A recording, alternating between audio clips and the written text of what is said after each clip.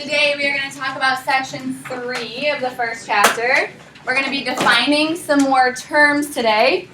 We're going to be defining segments, rays, and distances, as well as some other things that apply to those same ideas. To be between. When we say that a point is between two other points, it must lie on the same line as them, or it must be collinear with them. So we don't think of between as just meaning like the general space between. When we say the word between in geometry, we mean on the same line as. It doesn't have to be in the middle though. And so it can be closer to one end than the other end, but it has to be along the same line. A segment consists of the endpoints and all points between them on a line. So yesterday we talked about how lines go forever and ever in both directions. Segments end on both sides, so they have what we call endpoints then. When you name a segment, it doesn't matter the order of the letters, but you're going to name the endpoints. So here the endpoints are A and C, but you could also call it CA, and that's okay as well. But this is where our symbols become really important. So yesterday we had that symbol that we put above it, so we would know we were talking about a line. Well, now that we can talk about some other things, we need to make sure that we're putting symbols above them. So the symbol for a segment doesn't have any arrows on it, because a segment doesn't go on forever in either direction. It stops on both sides. A ray has a segment, but then keeps on going in one direction. We name the endpoint first. No matter what direction the picture looks like it's going, you always name the endpoint first. So it's not like a right and left thing. Endpoint we name first, and then we pick some other point on it. It doesn't matter which one. So in this picture, we could call this thing AC, as we did in the example. Again, that symbol should just be one continuous thing, but the font broke it into two pieces. But we named the endpoint first, AC, or we could call it AP, because it's still going on in that same way. So it doesn't matter which other point, but you name your endpoint first. Even if the picture was pointing this way, we would still call that AP. Always name the endpoint first, and then another point. And so our symbol that goes above it will always be pointing to the right. Okay? Opposite rays. This is somewhere students make a really common mistake, and I see where it's coming from, but it is wrong. Opposite rays are defined as having the same endpoint and together making up a full line. So given a picture, like this picture at the bottom, if I would ask students to name some opposite rays, a really common wrong answer is ST and TS. And I see why you think that's opposite, because we just flip the letters around, so that seems to make sense.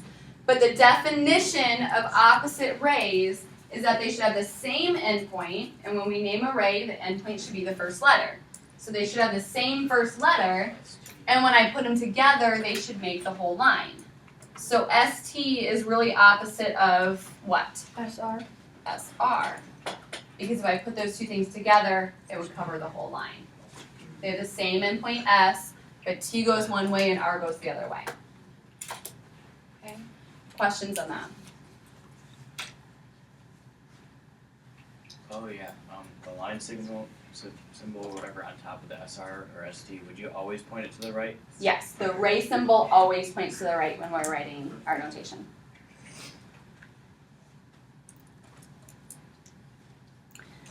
On a number line. So you may have seen a number line in an algebra class before, but a number line we can take and put arrows at both ends because it's a line.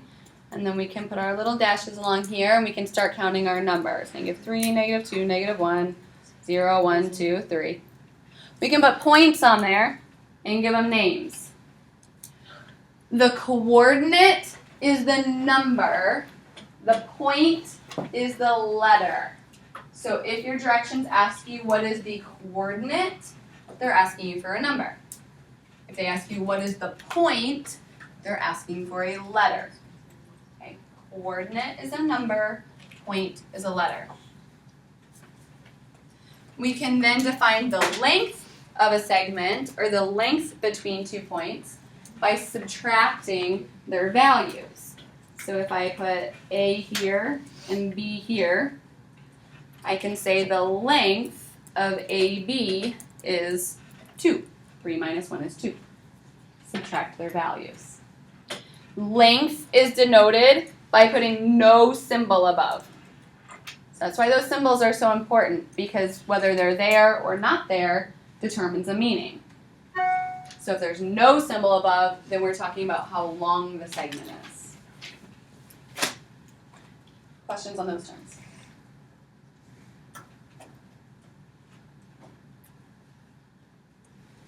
A mathematical system has 4 parts. The first part is undefined terms. We talked about those undefined terms yesterday. In geometry, we have 3 undefined terms. What are they? Line was one of them. Point. The other one. Plane. And plane. In geometry, point, line, and plane have no definition. We described them, but we said we cannot define them. Then we have what are called defined terms. We had a lot of those today. Segment, ray, those are things that we base off of the ideas of point, line, and plane, and we can give definitions to. A postulate or axiom is our next part. We haven't had any of those yet, but we're getting ready to have a couple today. A postulate is a statement that we accept without proof. It's a statement that we read and go, yeah, I can believe that. You don't need to prove that to me. I can believe that.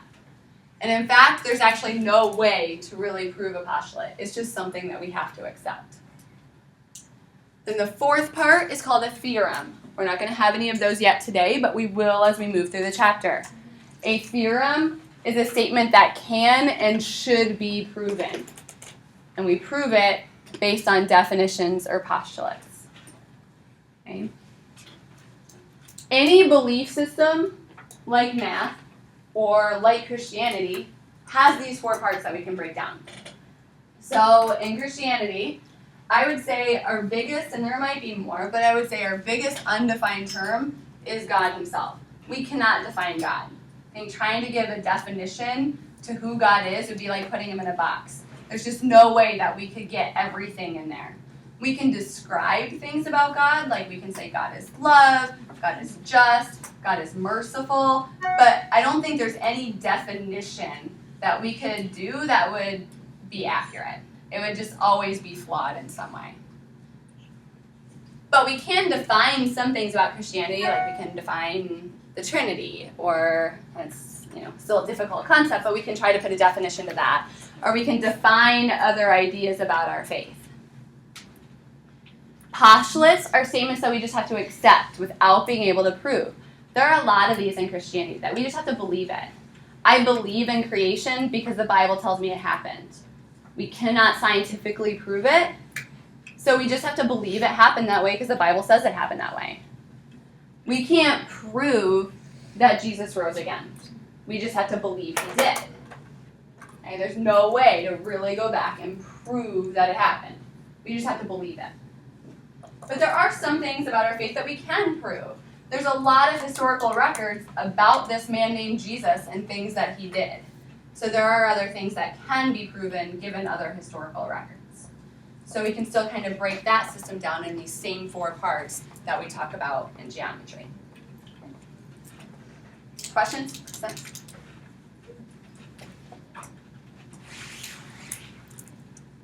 So for our first postulate, it's called the ruler postulate. What the ruler postulate says is we can take measurements. So that we could set up a numbering system, we could make a number line, I can put a 0 on it, and I can put a 1 on it, and I can really put them anywhere I want, as far apart as I want. But once I've done that, I've now set up some sort of a unit of measurement. It could be an inch, it could be a foot, it could be a mile, it could be a strayer. Like I could make up my own unit of measurement. But once I've set it, it can now consistently be used to take measurements. That's what our ruler postulate says.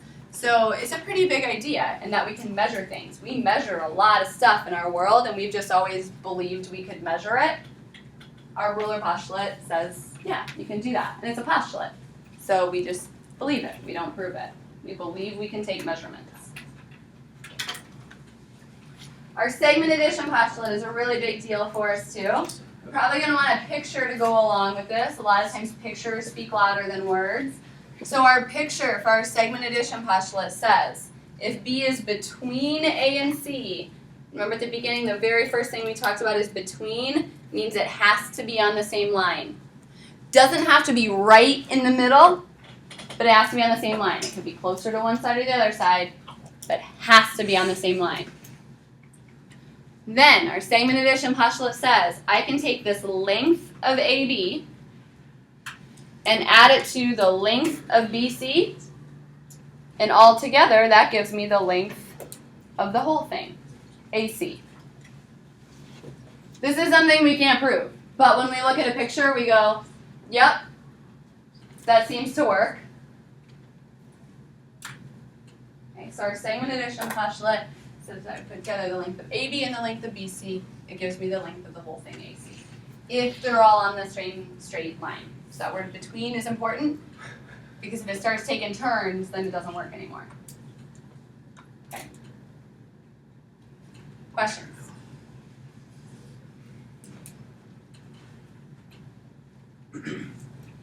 Congruent means that the two things are the same kind of thing and they are the same size. Segments cannot be congruent to rays because they are different kinds of things. Congruent, same thing and same size. The symbol we use for congruent is an equal sign with a squiggle above it. You see that symbol? We're talking about two things that are the same shape and the same size. The midpoint of a segment is the point that is exactly in the middle. We can use those little tally marks to denote that the other two pieces are the same size, that AB is the same size as BC, so that means that that point B is the midpoint. It is exactly in the middle. A bisector is something that goes through a midpoint. It could be a line, it could be a ray, it could be a plane, but something that cuts through a midpoint is called a bisector.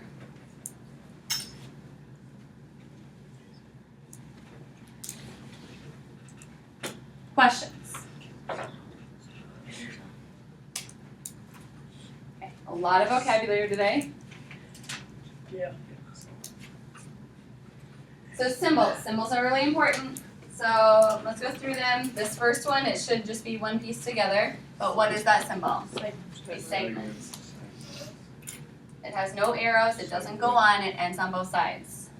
The second one is a ray. Goes on one way. The third one is a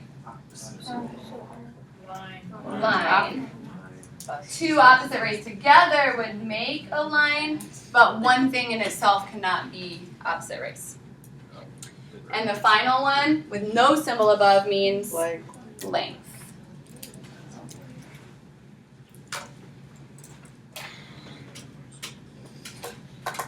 How many endpoints does a segment have? Two. Two. It stops on both sides.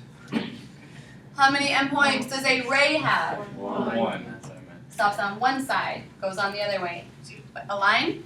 No endpoints. It goes on forever both ways. Sometimes order of letters matters, sometimes it does not. We say that two things are the same if they cover exactly the same stuff. So does the segment AB cover exactly the same stuff as the segment BA? Yeah.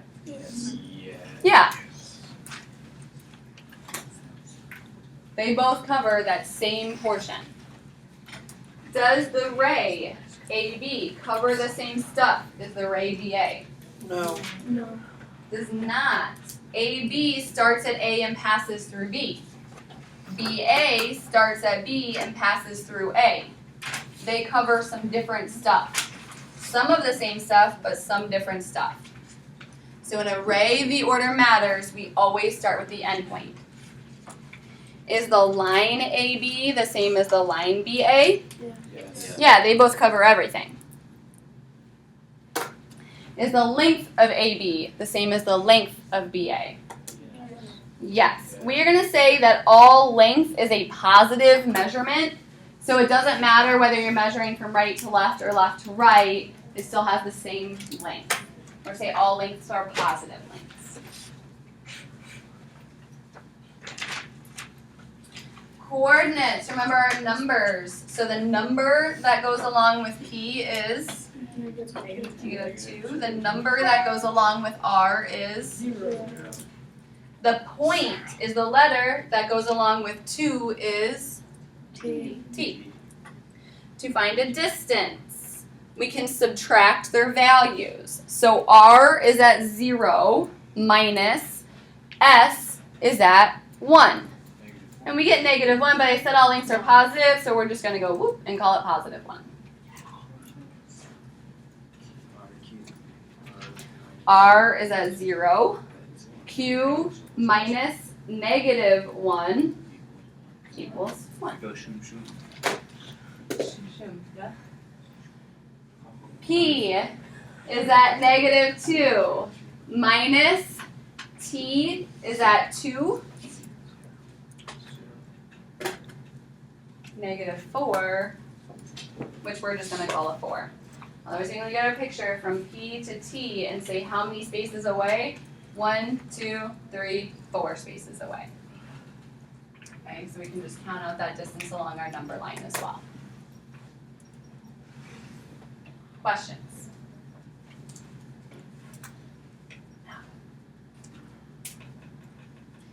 Using that same picture, I gotta redraw it up here again. R was in the middle at 0. What were my other letters? E, Q. That makes sense. Alphabetical, right? Okay. So we want to name 3 segments congruent to PQ. To be congruent, they have to be the same size. PQ has a length of 1. So I want to name 3 segments that also have a length of 1. QR, RS, and ST. QP is exactly the same segment. It's just naming it backwards. So we wouldn't want to say that one, but we want to take the other portions that have a length of 1 that cover different stuff. Name the ray opposite to SP. Hint, it is not PS. Opposite of SP is, Andrew? Would be PT. It's QT, isn't it? ST. Why is it ST? It has the same endpoint. Same endpoint and covers the rest of the stuff. An opposite ray should start at the same place, but go the other direction to get the rest of the stuff. So SP, our starting one, started here, went this way. We need to get the rest of the stuff, and we do that by starting again at S, but heading out the other way. Okay? Opposite rays start at the same point, but go the other way to get the rest of the stuff. Good. The midpoint should be the point that is exactly between P and T. Should be R.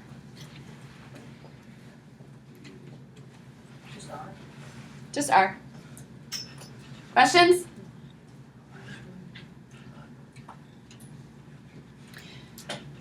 If these two are coordinates on a number line, we want to find the distance. We can find the distance by plotting them out on a number line and counting how far away they are. That works okay for small enough numbers, but if I would give you like 24, you probably don't want to plot that all out and count it. So the fastest way to find the distance between two coordinates is by subtracting. So -2 minus 6 is -8, but we're just going to call it 8 because we want all lengths to be positive lengths. Be careful with double negatives. -2 minus -6 really means +6 is 4. Oh, I got that right. 2 minus negative 6 is 8. 7 minus negative 1 is 8. 36 problems. Your homework tonight is 36 problems, but as with our in the notes, some of them are yeses and nos and name the point. So again, hopefully they shouldn't be really time consuming, like long equations to solve. Okay. How much time do we have?